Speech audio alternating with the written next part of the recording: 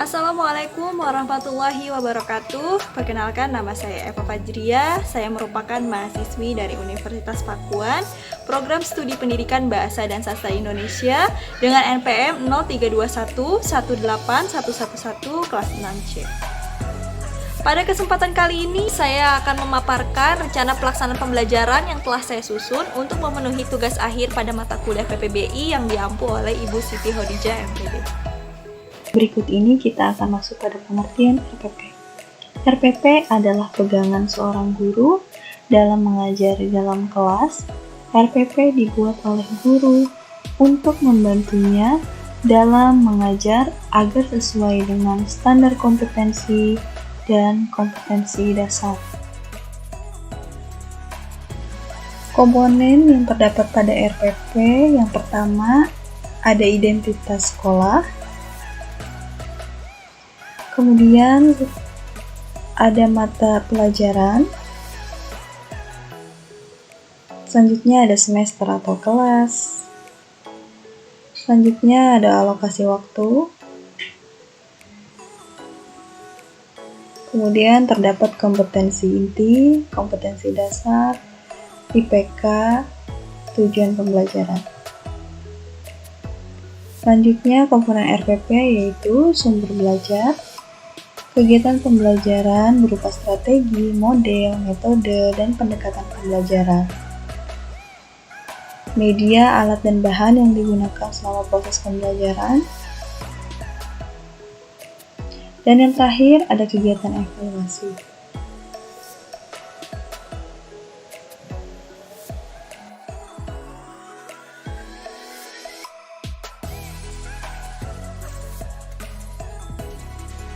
Berikut ini merupakan rencana pelaksanaan pembelajaran atau RPP yang telah saya susun. Yang pertama ada satuan pendidikan, yaitu SMPN Depok. Kemudian terdapat kelas atau semester, yaitu pada kelas 8 semester 1. Pada mata pelajaran yang akan dibahas yaitu mengenai bahasa Indonesia. Dengan materi pokok yaitu teks iklan, slogan, dan poster. Terakhir, terdapat alokasi waktu yaitu 4 kali 40 menit atau 2 kali pertemuan.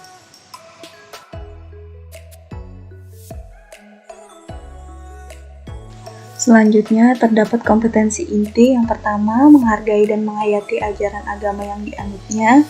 Yang kedua, menghargai dan menghayati perilaku jujur, disiplin, santun, percaya diri, peduli, dan bertanggung jawab dalam berinteraksi secara efektif sesuai dengan perkembangan anak di lingkungan, keluarga, sekolah, masyarakat, dan lingkungan alam sekitar, bangsa, negara, dan kawasan regional.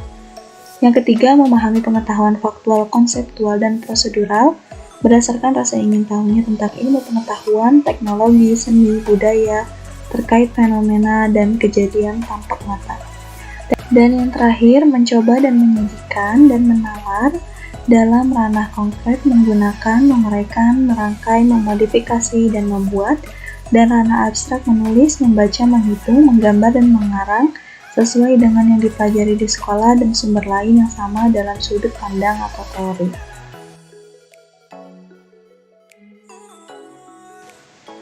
Kompetensi dasar yang akan dipelajari pada kali ini yaitu pada 3.3 mengidentifikasikan informasi teks iklan, slogan, atau poster yang membuat bangga dan memotivasi dari berbagai sumber yang dibaca dan didengar.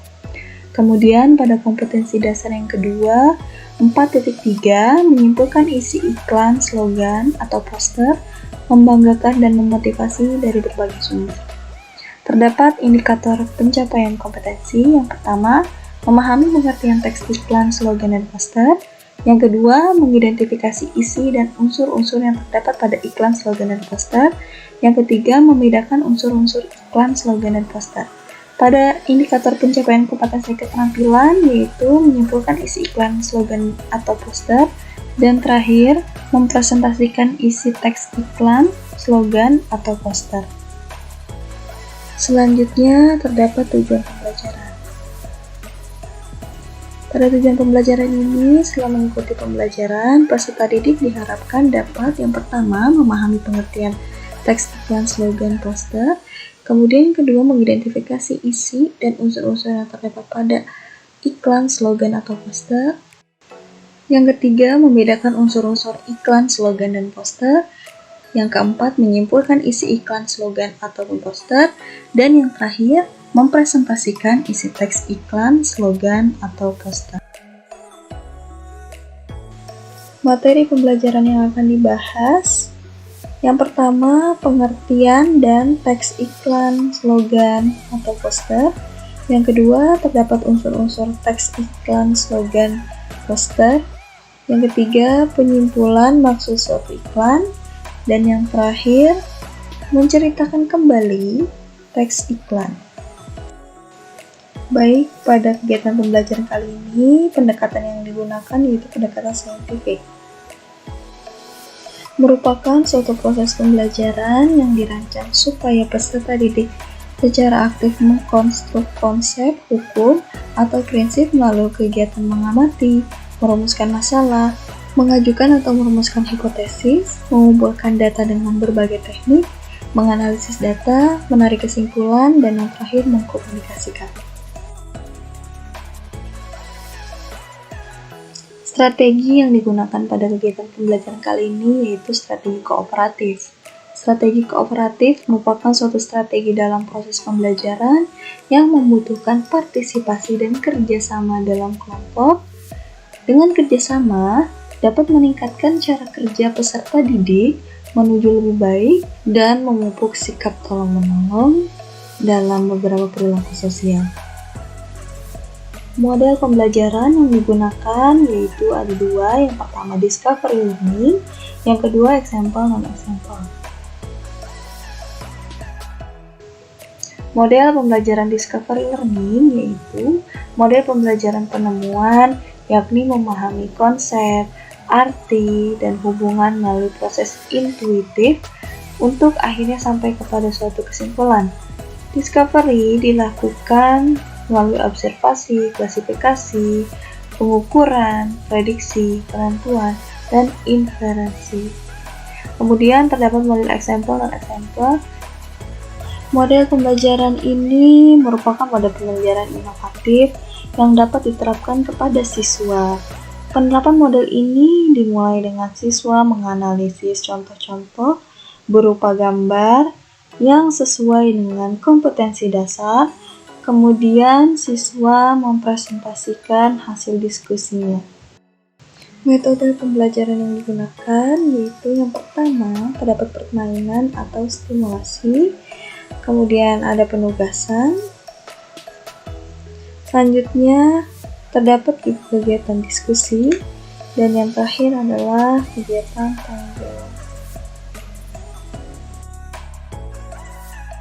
Media pembelajaran yang digunakan pada proses pembelajaran kali ini yaitu pertama ada buku teks siswa, yang kedua terdapat peta materi yang diberi nama pandemi, selanjutnya terdapat permainan ular tangga pintar,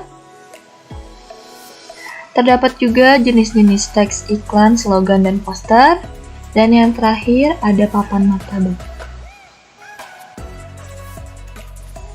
Pada pertemuan ke-1, media pembelajaran yang digunakan yaitu media pembelajaran peta materi yang diberikan nama pandemi atau pandang dengan pahami.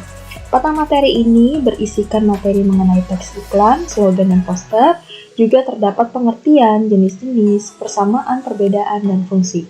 Disajikan dengan kata kunci di setiap materinya untuk memudahkan siswa dalam memahami materi. Pada pertemuan pertama ini terdapat juga media pembelajaran permainan ular tangga pintar. Nah, pada media tersebut disediakan sebuah dadu dan pin yang akan dimainkan oleh seluruh peserta didik. Terdapat juga kartu soal yang disediakan yang akan tentunya dijawab oleh peserta didik di dalam kelompoknya. Nah, pada permainan ular tangga ini untuk mengukur seberapa paham siswa tentang materi dan juga keterampilan siswa dalam mempresentasikan jawabannya. Berikut ini media pembelajaran yang digunakan pada pertemuan kedua, yaitu terdapat papan pintar yang berisikan jenis-jenis teks iklan, slogan, dan poster. Media pembelajaran selanjutnya yaitu permainan papan martabak. Mari kita baca dan tebak. Pada papan martabak ini berisikan amplop soal latihan. Nah, pada kegiatan pembelajaran menggunakan media ini, peserta didik dalam kelompok harus menuliskan kembali teks iklan yang terdapat pada soal. Hal ini bertujuan untuk melatih keterampilan siswa. Untuk alat dan bahan yang digunakan selama proses pembelajaran, yaitu pertama ada buku teks, yang kedua ada kartu soal, selanjutnya terdapat contoh teks iklan, kemudian juga ada penggunaan karton untuk membuat media pembelajaran, dan yang terakhir terdapat juga styrofoam. Berikut ini adalah sumber pembelajaran yang digunakan pada saat proses pembelajaran berlangsung. Yang pertama ada buku teks siswa, yang kedua ada buku teks guru, dan yang terakhir sumber dari internet. Baik, kita akan masuk pada langkah pembelajaran pertemuan ke-1.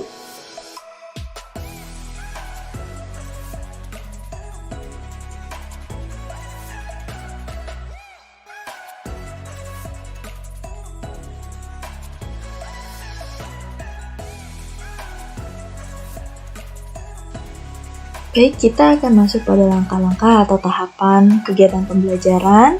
Pada kegiatan pendahuluan, guru melakukan pembuka dengan salam pembuka, memanjatkan syukur kepada Tuhan Yang Maha Esa, dan berdoa untuk memulai pembelajaran. Selanjutnya, guru menyampaikan kepada peserta didik untuk membuang sampah yang ada di sekitar kelas. Guru memeriksa kehadiran peserta didik dengan melakukan presensi. Pada tahap selanjutnya, yaitu guru memberitahukan materi pelajaran apa yang akan dibahas pada pertemuan saat itu. Kemudian, guru juga menjelaskan tujuan pembelajaran atau kompetensi dasar yang akan dicapai, menjelaskan mekanisme pelaksanaan pengalaman belajar sesuai dengan langkah-langkah pembelajaran. Langkah atau tahapan selanjutnya yaitu pada kegiatan inti pembelajaran. Pada kegiatan membangun konteks, guru menjelaskan keberadaan iklan dalam kehidupan sehari-hari siswa, baik yang ditayangkan melalui televisi, yang tersebar di media cetak, ataupun terpajang di tempat-tempat umum.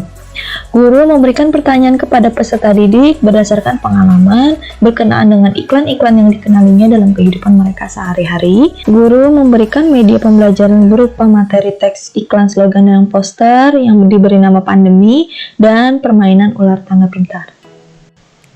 Pada kegiatan mengamati atau pemodelan, guru memberikan materi serta contoh-contoh kepada peserta didik mengenai materi iklan, slogan, dan poster.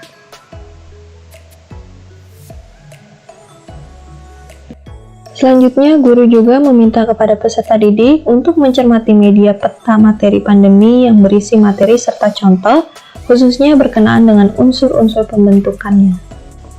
Tahapan kegiatan pembelajaran selanjutnya yaitu pada kegiatan menanya. Pada tahap ini, guru memberikan kesempatan kepada peserta didik untuk mengajukan pertanyaan berkenaan dengan materi yang telah disajikan dan akan didiskusikan pada saat kegiatan pembelajaran. Selanjutnya, pada kegiatan menalar ini, guru meminta peserta didik membaca paparan teori yang terdapat pada buku teks siswa dan juga membaca berbagai referensi lainnya yang berkenaan dengan pembahasan tentang iklan, baik melalui buku-buku perpustakaan atau dengan membuka laman di internet untuk menambah pengetahuan serta wawasan siswa. Tahapan pembelajaran selanjutnya yaitu pada kegiatan mengasosiasikan, guru membentuk kelompok belajar masing-masing beranggotakan 4-5 orang. Setiap anggota kelompok bergiliran maju ke depan untuk memainkan permainan ular tangga pintar dan mengambil kartu berisi pertanyaan yang telah disediakan. Guru mendorong peserta didik bersama kelompoknya untuk mengaplikasikan pemahaman mereka tentang materi dengan menjawab pertanyaan-pertanyaan yang telah didapat. Selanjutnya, pada kegiatan mengkomunikasikan, beberapa peserta didik mewakili kelompoknya untuk mempresentasikan pendapat-pendapatnya atas jawaban mereka dengan mempresentasikan di depan kelas. Guru memberikan penilaian dan apresiasi kepada peserta didik yang telah menyampaikan pendapatnya. Tahapan atau kegiatan pembelajaran terakhir yaitu penutup. Pada kegiatan penutup ini, secara bersama-sama, guru dan peserta didik membuat kesimpulan berdasarkan materi yang telah dibahas selama kegiatan proses pembelajaran. Selanjutnya, guru juga melakukan penilaian atau refleksi terhadap kegiatan yang telah dilaksanakan secara konsisten dan terprogram. Guru memberikan umpan balik terhadap proses dan hasil pembelajaran. Guru juga memberikan kegiatan tindak lanjut berupa pengayaan atau tugas. Guru menginformasikan rencana kegiatan pembelajaran selanjutnya. Dan yang terakhir adalah guru mengakhiri kegiatan pembelajaran dengan membaca doa bersama dan memberi salam, kemudian guru meninggalkan kelas. Selanjutnya kita akan membahas mengenai rencana pelaksanaan pembelajaran pada pertemuan kedua, yaitu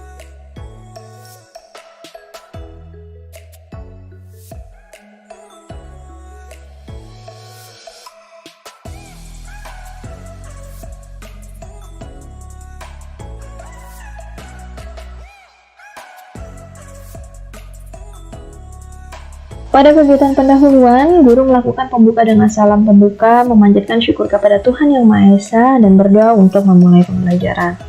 Yang kedua, guru juga menyampaikan kepada peserta didik untuk membuang sampah yang ada di sekitar ruang kelas. Guru memeriksa kehadiran peserta didik atau melakukan presensi. Guru juga memberitahukan materi pelajaran yang akan dibahas pada pertemuan saat itu. Selanjutnya, menjelaskan tujuan pembelajaran atau kompetensi dasar yang akan dicapai, dan juga menjelaskan mekanisme pelaksanaan pengalaman belajar sesuai dengan langkah-langkah pembelajaran. Selanjutnya, pada kegiatan inti pembelajaran dimulai dengan pada kegiatan mengamati, guru meminta siswa untuk mengamati pola-pola penyajian iklan yang ada pada buku teks siswa. Kemudian, guru juga memberikan media belajar berupa papan pintar yang berisi jenis-jenis teks iklan, slogan, dan poster, dan juga media pembelajaran permainan yang diberi nama papan martabak atau mari kita baca dan tebak. Guru meminta peserta didik untuk mengamati pola penyajian dan jenis teks yang terdapat pada papan pintar yang telah disediakan oleh guru. Guru juga menjelaskan kepada peserta didik aturan permainan dan langkah-langkah dalam kegiatan pembelajaran kepada peserta didik. Tahap selanjutnya yaitu pada kegiatan menanya, guru memberikan kesempatan kepada peserta didik untuk mengajukan pertanyaan berkenaan dengan materi atau media yang telah disediakan dan akan didiskusikan pada saat kegiatan pembelajaran. Kegiatan pembelajaran selanjutnya yaitu kegiatan menalar. Pada kegiatan menalar ini, guru membentuk peserta didik dalam kelompok kecil terdiri atas 4 atau 5 orang sesuai dengan kebutuhan atau kondisi kelas. Kemudian, agar jawaban lebih terarah, guru meminta peserta didik membaca paparan materi yang tersedia dalam buku siswa ataupun referensi lainnya yang relevan. Kemudian, guru juga menyajikan papan pintar berupa jenis-jenis teks iklan, slogan, dan poster. Pada tahap selanjutnya, yaitu pada kegiatan mengasosiasikan, guru menyajikan media pembelajaran berupa permainan yang diberi nama papan martabak. Peserta didik dalam kelompoknya masing-masing diminta untuk memilih salah satu kartu soal yang terdapat pada papan martabak. Kemudian, guru meminta setiap kelompok untuk berdiskusi menentukan jenis teks iklan, slogan, dan poster yang terdapat pada kartu soal dan menuliskannya di lembar latihan.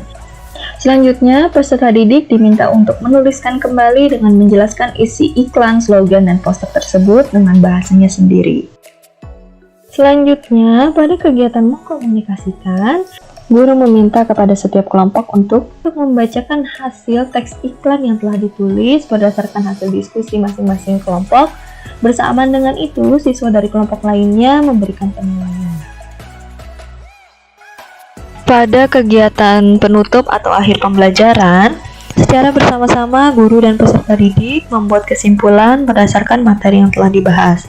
Guru melakukan penilaian atau refleksi terhadap kegiatan yang telah dilaksanakan secara konsisten dan terprogram. Guru juga memberikan umpan balik terhadap proses dan hasil pembelajaran. Guru memberikan tindak lanjut berupa pengayaan atau tugas. Guru juga menginformasikan rencana kegiatan pembelajaran selanjutnya. Dan pada tahap terakhir, guru mengakhiri kegiatan pembelajaran dengan membaca doa bersama dan memberi salam. Kemudian guru meninggalkan kelas. Pembahasan selanjutnya yaitu mengenai kegiatan evaluasi. Pada penilaian evaluasi ini, teknik penilaiannya ada 3. Yang pertama, penilaian sikap berupa lembar observasi, penilaian pengetahuan berupa tes, dan penilaian keterampilan berupa unjuk kerja. Yang pertama, ada penilaian sikap berupa lembar observasi. Bentuk instrumen penilaiannya yaitu penilaian berdasarkan sikap dan perilaku siswa selama proses pembelajaran. Pengamatan dilakukan guru melalui keaktifan siswa dalam mengemukakan, bertanya tentang materi berikut. Berikut contoh instrumen penilaian sikap.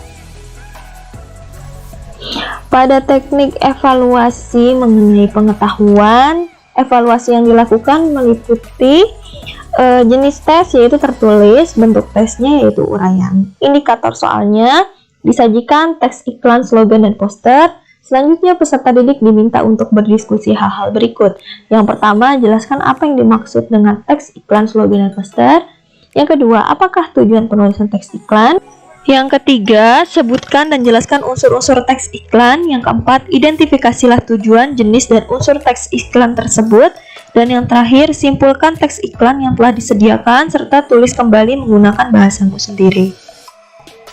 Teknik penilaian selanjutnya yaitu mengenai keterampilan atau unjuk kerja. Pada kegiatan keterampilan ini ada kegiatan menjelaskan iklan atau poster berikut berdasarkan jenisnya, informasi pesan yang disampaikan, serta responnya. Kemudian, bagian penting-pentingnya menuliskan abstraksi untuk iklan, secara berdiskusi ceritakan kembali isi iklan tersebut dan dipresentasikan. Nah, instrumen penilaian diskusi, aspek yang dinilai yang pertama penguasaan materi diskusi, yang kedua kemampuan menjawab pertanyaan, yang ketiga kemampuan mengelola kata, dan yang terakhir kemampuan menyelesaikan masalah. Kemudian terdapat juga kriteria penggunaan skor. Pada aktivitas kegiatan pembelajaran remedial dapat berupa pembelajaran ulang, bimbingan perorangan, belajar kelompok atau tutor sebaya dengan merumuskan kegiatan pembelajaran yang sesuai dengan karakteristik peserta didik, alokasi waktu, sarana, dan media pembelajaran. Selanjutnya, pada pembelajaran pengayaan, kegiatan pembelajaran pengayaan dirumuskan sesuai dengan karakteristik peserta didik, alokasi waktu, sarana, dan media pembelajaran.